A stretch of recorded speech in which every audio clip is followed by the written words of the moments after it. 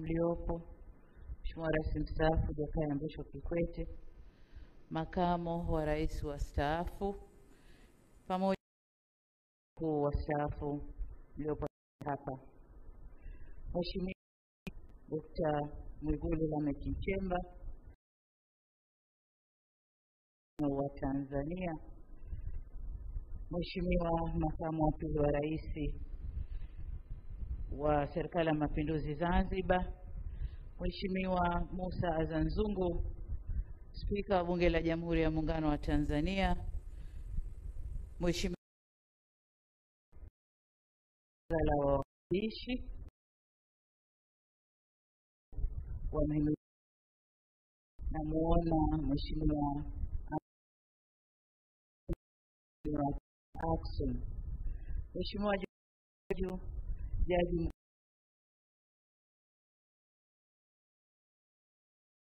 Mkuu, waheshimiwa mawaziri wakuu wastaafu tayari nilishasema, viongozi wa Chama cha Mapinduzi, makamu wa rais na katibu mkuu pamoja na mliofuatana nao, Balozi Dr. Moses Mpogole Kusiluka, katibu mkuu kiongozi, tambua pia uwepo wa Engineer Zena Said, katibu wa Baraza la Mapinduzi na katibu mkuu kiongozi wa Serikali ya Mapinduzi Zanzibar, makatibu wakuu mliopo nasi hapa, waheshimiwa viti na waheshimiwa wabunge wote wa Bunge la Jamhuri ya Muungano wa Tanzania mliopo nasi, Mheshimiwa Hamza Said Johari, mwanasheria mkuu wa serikali, Mheshimiwa Jaji Sivangirwa Mwangesi, mkuu wa Tume ya Utumishi Tume ya Maadili ya Watumishi Tanzania, viongozi mbalimbali mliopo nasi, viongozi wa dini, ndugu zangu wanahabari, wageni waalikwa, mabibi na mabwana, Jamhuri ya Muungano wa Tanzania, kazi na utu. Kwanza kabisa nianze kwa kumshukuru Mwenyezi Mungu tuwezesha kukutana hapa kwa shughuli tulioikusudia. Shughuli yetu leo hapa ni kuja kumwapisha waziri mkuu mpya wa serikali yetu ya Jamhuri ya Muungano wa Tanzania, Mheshimiwa Dr. Mwigulu Lameck Nchemba. Tunakupongeza. Tupo hapa viongozi wote wa taifa hili kutoka pande zote mbili za muungano, waliopo na wastaafu, wote tumekuja kukushuhudia ukilibeba jukumu kubwa la kuwa kiongozi wa shughuli za serikali, la kuwa waziri mkuu wa Jamhuri ya Muungano wa Tanzania.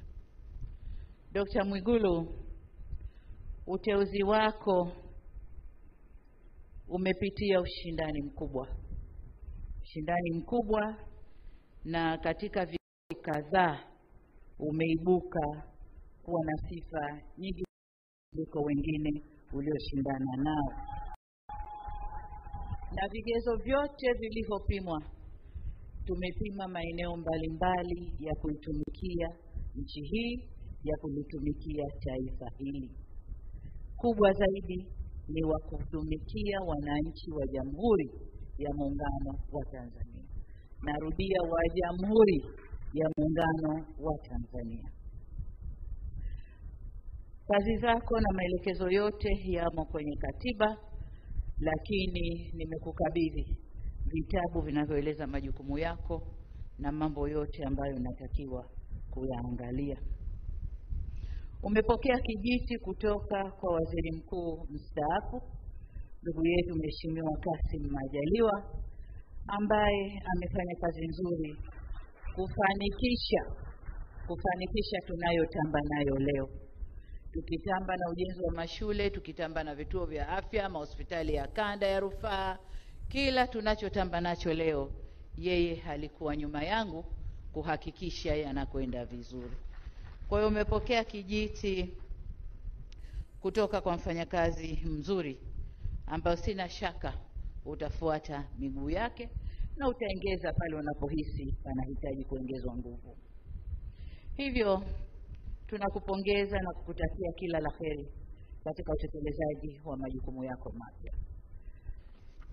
Dr. Mwigulu, kama tulivyosema wakati wa kampeni na kama ilani yetu ya uchaguzi ya Chama cha Mapinduzi ya mwaka 2025-2030 inavyosema, kuna mengi tumewaahidi wananchi. Kiangalia mambo yote na muda tulionao, muda ni mfinyu. Hivyo hatuna budi kuongeza kasi katika utendaji wetu. Wewe utakwenda kulisimamia baraza la mawaziri ambao nao wanaongoza sekta tofauti tofauti. Ni wajibu wako kuhakikisha kasi ya utekelezaji wa yale tuliyopanga inaongezwa ili tuweze kuyatimiza ndani ya muda mfupi. Lakini utekelezaji wa kazi zote hizo zinahitaji fedha, na wewe umetoka kwenye sekta ya fedha. Kwa muda wa miaka 5 umejua